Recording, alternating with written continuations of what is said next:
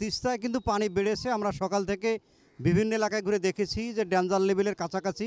যদিও এখানে আমাদেরকে পানি উন্নয়ন বোর্ড থেকে বলা হয়েছে যে এখানে কিন্তু যে ডেঞ্জার 52 পয়েন্ট কিন্তু 15 ডেঞ্জার লেভেল, কিন্তু 51.86 এখানে রয়েছে। পানি একটু কমতেছে, আমরা খোঁজ নিয়ে দেখেছি যেটি হয়েছে।